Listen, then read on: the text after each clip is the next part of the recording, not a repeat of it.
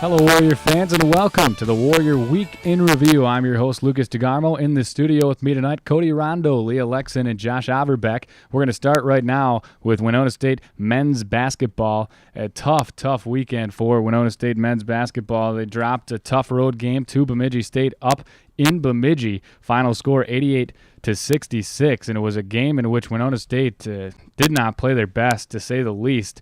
Winona State only shot 14 for 23 from the free throw line. That was the reason you could say that they lost, only 61% as a team. And then Bemidji State shot 33 made free throws, and that was a big difference in the game down the stretch. Winona State had 4 free throw attempts with under 7 seconds left in the game, and they were not able to make only but one of them.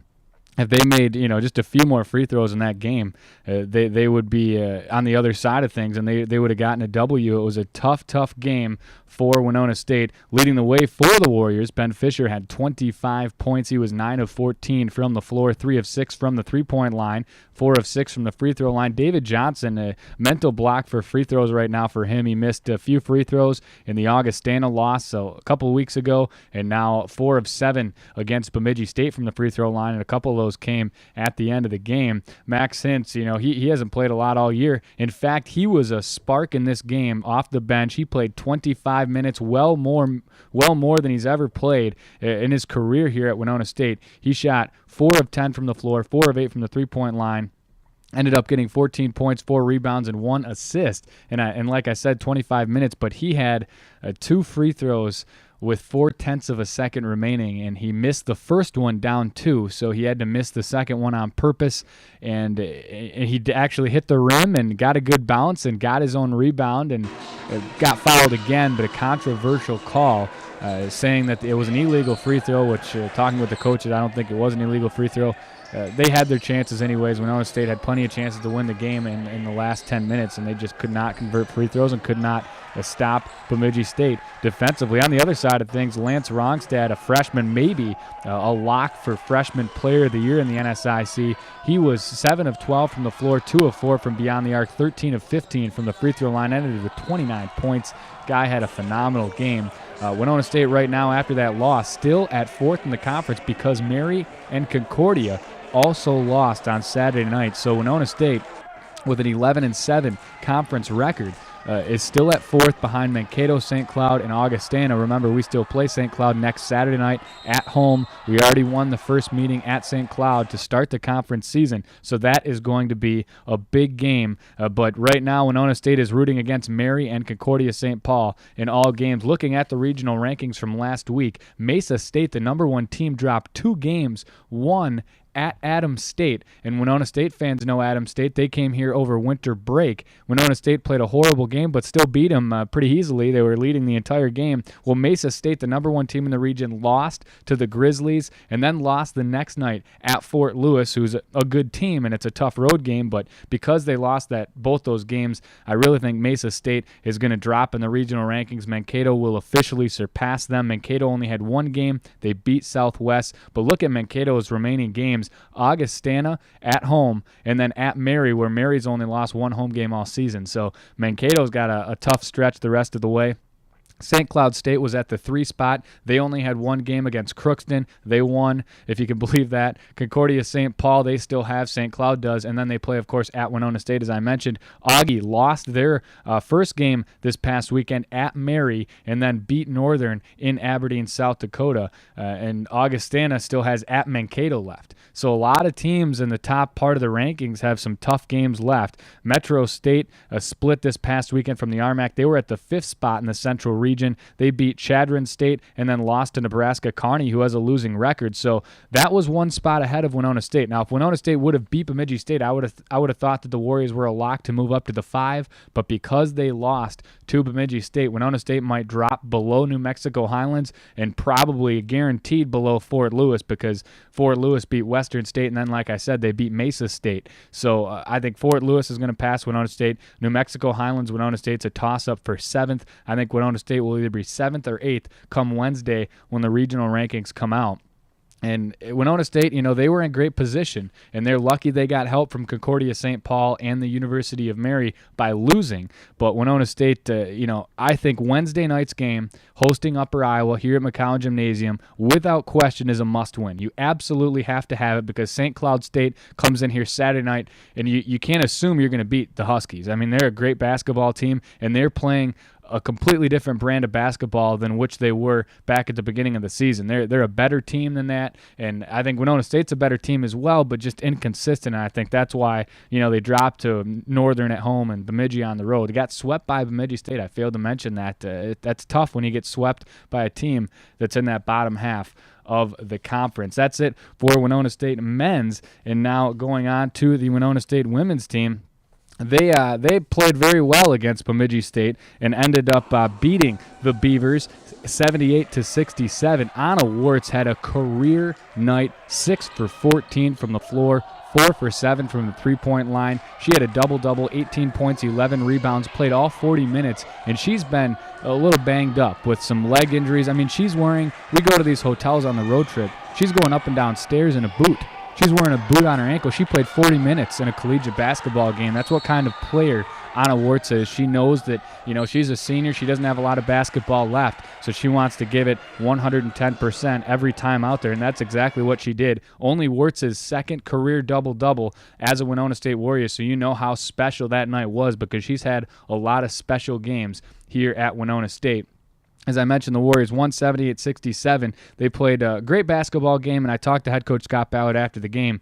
Besides the 17 turnovers, that's a big number. You don't want to turn the ball over 17 times, but besides that, Winona State, they played a great basketball game. They really did. They forced turnovers. They were able to capitalize on turnovers. They were much better in transition. The last weekend when they dropped both games at Wayne State, at Augustana, when they needed to split that weekend, they did a great job in transition against Bemidji State. And Winona State women have some winnable games. Obviously, an Upper Iowa team comes in here Wednesday that hasn't won a conference game yet this season. So that's, you don't like to say automatic W's, but, you got to think Winona State's going to win that game. And then St. Cloud State coming in here. St. Cloud State can upset some teams. They can, but they're still one of those bottom teams that will not be playing postseason basketball. So Winona State should be able to win the 2 remaining games and also get in to that NSIC conference tournament. Right now they're at the 6th spot with a 10-8 conference record. Below them, a 3-way tie for 7th. So some of these teams are going to get left out. Southwest Minnesota State, Mankato, and Northern State are all tied for 7th. So one of those teams, Southwest, Mankato, Northern, or Winona State, is going to get left out. Winona State, like I said, they have the most favorable schedule down the stretch. Looking at the Central Regional rankings for Winona State women, only one loss all the way down the top 10. So there's not going to be much movement this week. The only loss was Concordia, the number 2 in the region, beating the number 7 in the region, Minnesota State Moorhead. That was the only loss. Fort Lewis won 2 games. Concordia won. Wayne State won 2. Adams State won 2. Everybody won. So it was really a shocking weekend for the Central region as far as, they might give you the exact same regional rankings in the top 10 come Wednesday when those regional rankings come out. So, like I said, the next game's coming up for Winona State, men's and women's basketball game. Both of them are in must-win situations, so be sure to come out to McCowan Gymnasium and watch those games on Wednesday night, 6 and 8 tip-off, women at 6, men at 8 p.m. We'll have the call for you on 89.5 KQAL. Then Saturday, of course, St. Cloud State comes in. Women need a win, but it is going to be a colossal game for the Winona State men's team. It could be a St. Cloud team where if they win, depending on how Mankato does, if St. Cloud beats Winona State on Saturday, they might host the conference tournament or at least be in position to host with a 1 seed. And if Winona State were to win, they could solidify a home playoff game in the first round of the NSIC conference tournament. So it's going to be a big game no matter which way you throw it. So I think everybody should come out and watch it at McCowan Gymnasium or listen to it right here on your voice for Warrior Basketball, 89.5 KQAL. We're going to move on now to other sports for Winona State, starting with Winona State baseball. Kicked their season off last night at the Metrodome with Josh Averbeck, excuse me. All right, Winona State baseball team opened up their season on Sunday by splitting a doubleheader against St. Cloud State at the Hubert H. Humphrey Metrodome in Minneapolis. Winona State won their first game by a score of 6-1. The Warriors came out swinging in the first inning with 2 runs off of 3 extra base hits. Warriors got 9 hits in the game with Jared Anderson, Joe Clay, and Hans Hagerness all going 2 for 3 from the plate. Anderson also racked up 2 RBIs in the game. Starter Ross Hellenbrand pitched 5 innings and picked up 2 strikeouts and recorded the win for the Warriors. Winona State lost a close one in Game 2 with St. Cloud State coming out on top 3-2. The Warriors knocked in both of their 2 runs in the second inning.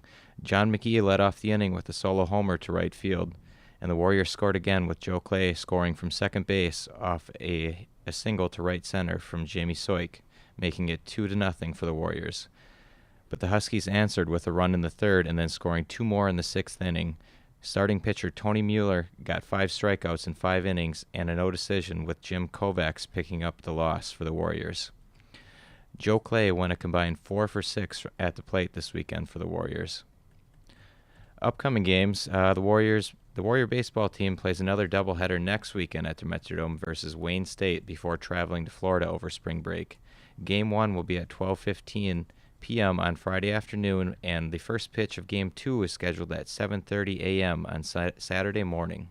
Yeah, and this weekend we'll have those games for you on Friday. The doubleheader on Friday, 12:15. We'll have the call for you right here on 89.5 KQAL. We will not have the Saturday morning games for you. Instead, we'll be getting set up for the St. Cloud State basketball games, but we will have Friday afternoon baseball. And remember, you can listen to them right here on KQAL, or this Friday you can watch a streamed broadcast of it on WinonaStateWarriors.com. So be sure to do one or the other, or come up to the Metrodome and support Winona State baseball.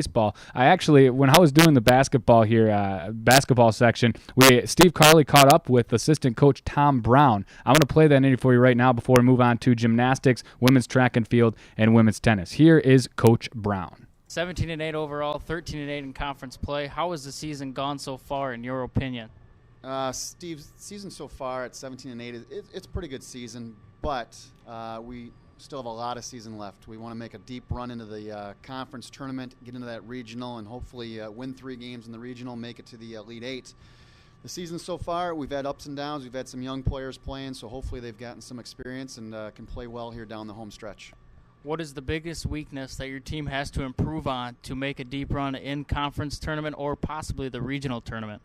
Well, any good team, obviously defense is number one. You have to be able to play defense. You have to make stops late in the game and rebounding the ball, offensively and defensively. I think our guys have to get a little bit more aggressive, go after the basketball both on the offense and defensive boards. Who are some players that have to play well down the stretch to be able to make this run? Well, I think we can always count on some of the the former players, David Johnson and Ben Fisher, to play well, but we're going to need some guys to really step up. Joel Armstrong, Clayton Vetty, John Wahlberg. Some of these guys are really going to have to step up and play some good basketball along with C.J. Erickson. But to answer that question, I think everybody needs to play well. It's that time of the year that one bad pass or a missed free throw here or there, it can cost you a season. So everybody's got to step up and play their A game. Tough loss up at Bemidji this past weekend. What was your take on what unfolded? Well, I think the Bemidji game was kind of it was a nice win for Bemidji, obviously. They beat us down here also. And it was something that I don't think we were real physical. I think we need to be more physical. When we play well, we're a physical team. We're an aggressive team. When we did that against Wayne State and some other teams, we play really well. So just being more physical and more aggressive, I think, will help us out. What is the vocal point in practice this week? Defense? 3 free throws? There's no question. It's defense, defense. We have got to be able to shut players down one-on-one. And then if they do have a player that gets hot, we have to take that player out of the game. And not physically take them out of the game, but just step out on screens and really deny that player, make it tough. How big are these next 2 games at home, Wednesday night versus Upper Iowa, who you've beaten before, and Saturday night, the big game versus St. Cloud, who you also beat before? Yeah, every game in this league is big. You look at the Bemidji game, and that was a big game for us. It would have really helped us out to win that one, but unfortunately we stumbled a little bit, so the Upper Iowa game now just got bigger, and of course the St. Cloud and the first round of the conference tournament is huge. But if we can win these next 2, we'll be at home for the conference tournament for the first round. If not, we could be on the road. So these games are huge. That was assistant men's basketball coach Tom Brown, as Steve Carley interviewing him, and you can just tell by his thoughts that exactly what I said. It's a must-win this Wednesday against Upper Iowa, and then St. Cloud State, of course, Saturday. Depending on how things go, I'm not going to say that's a must-win. I'd like to, but I'm just not confident that, St. Cloud State's a great team. Winona State's a great team. It should be a great basketball game, but depending on how things go on Wednesday around the conference, we'll wait and see if that St. Cloud State is a must-win. It'd be great to have both those games, though. I think Winona State will put themselves in a great position. But moving away from basketball now and going to Winona State gymnastics with Leah Lexon. This last weekend, the Warriors had an away meet at UW La Crosse against UW La Crosse and Gustavus Adolphus College.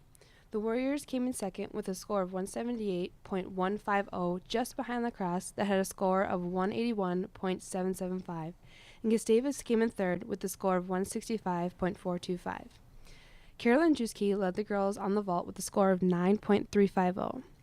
Anna Gleason led the Warriors on the bars with a score of 8.925 and on the floor with a score of 9.525. Heather Rumelin led with a score of 9.225. This last week, Anna Gleason was named Gymnast of the Week. Gleason helped the Warriors to a 185.250 to 182.500 win over the University of Wisconsin Whitewater by posting 3 career highs. Gleason won the floor exercise with a career high of 9.600 and was second in both the uneven parallel bars and balance beam with respective career highs of 9.250 and 9.450. They have a meet tonight here at Winona State at 6:30. Thank you very much, Leah. Now we'll go over to Cody Rondo with Winona State women's track and field. Cody? I've thoroughly been enjoying the rundown these past couple weeks covering the track and field. They seem dominant to me. They had yet another second place at the UWL triangular meet this past weekend, but I just can't believe this. They won 8 events and swept 4 of them. Yeah, they're crazy. You know, they're ranked nationally, outstanding team, and they keep on winning, like you said. Yep. We'll just go into a couple of details here. Rebecca Steyer yet again led the Warriors in shot put and set another school-breaking record of 49 feet 4 1/4 inches. She finished first. Mary Theisen finished second, and Shandy Geider was finished third. That's one of the ones that we swept.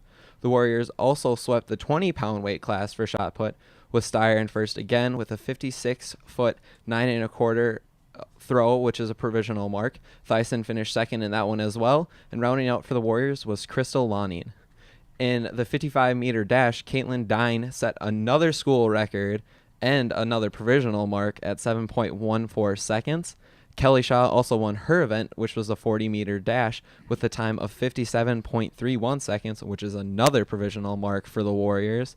Some of the other Warriors that won this past weekend was Emily Ashion in the 55-meter hurdles and Beth Braun in the 200-meter dash. Some of the second-place finishers for the Warriors was Alyssa Lammers in the long jump, Bernie Rinda in the triple jump, Catherine Helmers in the 400, Megan Snyder in the 3,000, and Kelly Milkent in the 200.